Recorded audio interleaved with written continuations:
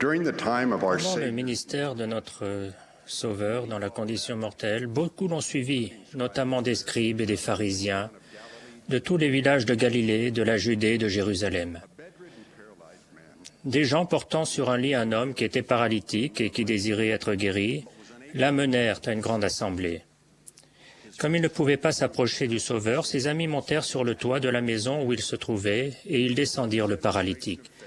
Voyant leur foi, et dans un but encore inconnu de ses auditeurs, le Sauveur dit, « Homme, tes péchés te sont pardonnés. » L'homme dut être surpris, bien que les Écritures ne disent rien de sa réaction. Il devait se demander si le Sauveur comprenait réellement pourquoi il était venu. Le Sauveur savait que de nombreuses personnes le suivaient en raison de ses grands miracles. Il avait déjà changé de l'eau en vin, chassé des esprits impurs, guéri le fils d'un officier du roi, un lépreux, le serviteur d'un centenier, la belle-mère de Pierre et de nombreuses autres personnes, et il avait redonné la vie au fils d'une veuve. Mais en ce qui concerne le paralytique, le Seigneur choisit de donner à ses disciples et à ses détracteurs une preuve de son rôle unique de sauveur du monde. Quand ils entendirent les paroles du Sauveur, les scribes et les pharisiens se mirent à raisonner, parlant par ignorance de blasphème tout en concluant que Dieu seul peut pardonner les péchés. Le Sauveur, connaissant leurs pensées, leur prit la parole et leur dit, « Quelle pensée avez-vous dans vos cœurs? Lequel est le plus aisé de dire, « Tes péchés te sont pardonnés » ou de dire, « Lève-toi et marche » Sans attendre de réponse, le Sauveur poursuivit, « Or, afin que vous sachiez que le Fils de l'homme a sur la terre le pouvoir de pardonner les péchés, il se tourna alors vers le paralytique, « Je te l'ordonne, lève-toi, prends ton lit et va dans ta maison. » Et il le fit. Par cette guérison physique miraculeuse, le Sauveur confirmait à nous tous cette vérité spirituelle infiniment plus puissante. Le Fils de l'homme pardonne les péchés. Bien que tous les croyants acceptent volontiers cette vérité, on n'accepte pas aussi facilement la vérité essentielle qui l'accompagne. Le Sauveur pardonne les péchés sur la terre et pas seulement au jugement dernier. Il ne nous excuse pas dans nos péchés, il ne tolère pas que nous retournions à nos péchés précédents. Mais quand nous nous repentons, nous obéissons à son évangile, il nous pardonne. Dans ce pardon, nous voyons le pouvoir habilitant et rédempteur de l'expiation s'appliquer de manière harmonieuse et bienveillante. Lorsque nous faisons preuve de foi au Seigneur Jésus-Christ, le pouvoir habilitant de l'expiation nous fortifie au moment où nous en avons besoin. Et son pouvoir rédempteur nous sanctifie quand nous dépouillons de l'homme naturel. Cela nous donne à tous l'espérance particulièrement à ceux qui ont le sentiment que les faiblesses humaines récurrentes sont au-delà de ce que le Sauveur est disposé à faire pour nous aider à nous sauver. Éclairant notre intelligence, Pierre un jour a demandé combien de fois il devait pardonner à son frère, puis il a ajouté « Sera-ce jusqu'à 7 fois ?» C'était sûrement amplement suffisant, mais la réponse du Sauveur a ouvert grand la porte à notre compréhension dans son cœur, miséricordieux. Je ne te dis pas jusqu'à 7 fois, mais jusqu'à 70 fois 7 fois. Le Seigneur nous aime et veut que nous comprenions qu'il est disposé à pardonner.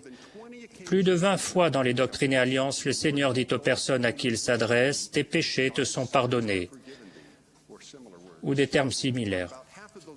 Dans près de la moitié des cas, les paroles du Seigneur s'adressent directement à Joseph Smith, le prophète, quelquefois à lui seul, d'autres fois à lui et à d'autres personnes. La première de ces occasions a été notée en 1830, la dernière en 1843.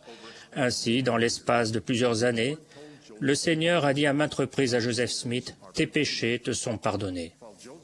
Bien que Joseph n'ait pas péché gravement ou par méchanceté, nous ferions bien de nous rappeler que, sauf très rares exceptions, les 77 fois du Seigneur ne limitent pas le pardon selon la gravité du péché.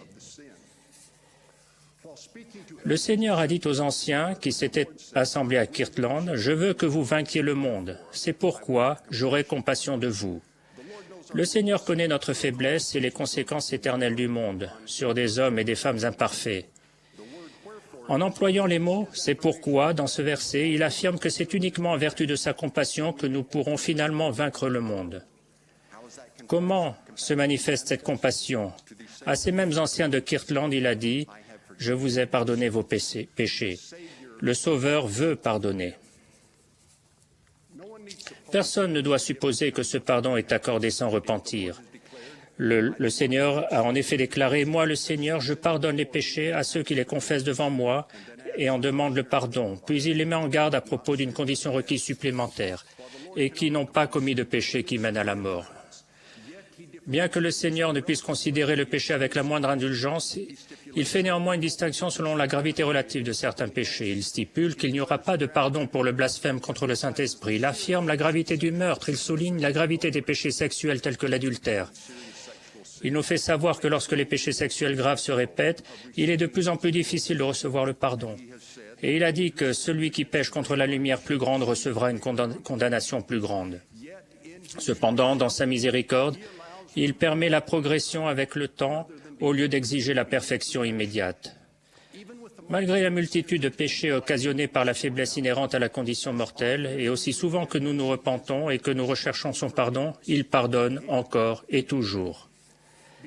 Pour cette raison, nous devons tous savoir, y compris ceux d'entre nous qui s'efforcent de surmonter des comportements de dépendance tels que l'usage de drogue ou la pornographie, et leurs proches, que le Seigneur reconnaîtra nos efforts justes et qu'il pardonnera avec amour jusqu'à 70 fois 7 fois, lorsque le repentir sera complet.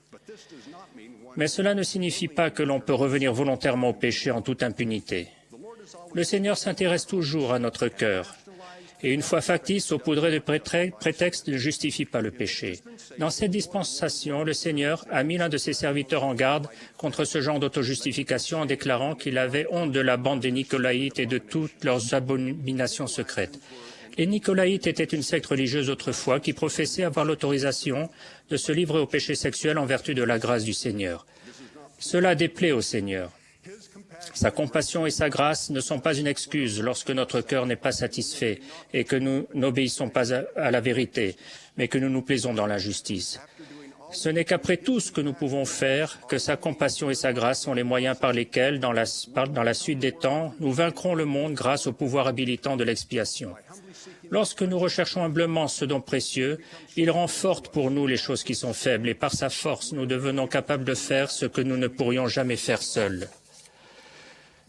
Le Seigneur considère la lumière que nous avons reçue, les désirs de notre cœur et nos actions. Et quand nous nous repentons et que nous recherchons son pardon, il pardonne. Lorsque nous examinons notre vie et celle de nos êtres chers et de nos connaissances, nous devons être tout autant disposés à nous pardonner à nous-mêmes et aux autres. Prêcher mon évangile parle de la difficulté de surmonter un comportement entraînant la dépendance et il recommande aux dirigeants de la prêtrise et aux membres de ne pas être choqués ou découragés si des amis de l'Église ou des nouveaux membres continuent d'avoir des difficultés avec des problèmes de ce genre. En fait, il nous est conseillé de faire preuve de confiance envers la personne et de ne pas porter de jugement, et de traiter cela comme une rechute temporaire et compréhensible. Pourrions-nous en faire moins avec nos propres enfants ou les membres de notre famille qui ont des difficultés avec des problèmes similaires et qui sont éloignés temporairement du sentier de la justice? Ils méritent certainement notre constance, notre patience et notre amour, et bien sûr notre pardon. Lors de la dernière conférence générale d'octobre, le président Monson a conseillé « Nous devons garder à l'esprit que les gens peuvent changer. Ils peuvent abandonner les mauvaises habitudes, ils peuvent se repentir de leurs transgressions. Nous pouvons les aider à surmonter leurs faiblesses. Nous devons acquérir la capacité de voir les hommes, non comme ils sont actuellement, mais comme ils pourront devenir. » Dans une des toutes premières conférences de l'Église, le Seigneur a dit aux membres, « En vérité, je vous le dis, vous êtes purs, mais pas tous, car toute chair est corrompue devant moi. Car, en vérité, certains d'entre vous sont coupables devant moi, mais je serai miséricordieux envers votre faiblesse. » Son message est le même aujourd'hui.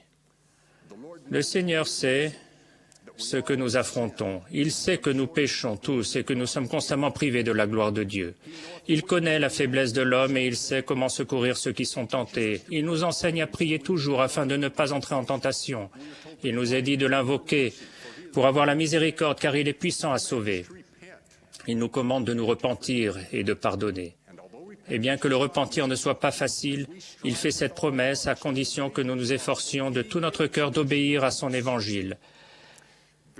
En vérité, je te le dis que malgré tes péchés, mes entrailles sont remplies de compassion envers toi.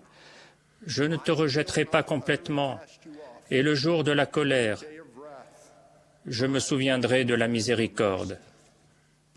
Le Sauveur veut pardonner. Chaque semaine, le chœur du Tabernacle Mormon commence son émission inspirante par les paroles édifiantes du cantique bien connu de William Phelps, « Élevons nos chants sacrés ». Les paroles réconfortantes du 4e couplet ne sont pas aussi connues. Gloire au Seigneur 3 fois saint, à son message divin. Repentez-vous, repentez-vous, car si lourds soient vos péchés, ils vous seront pardonnés.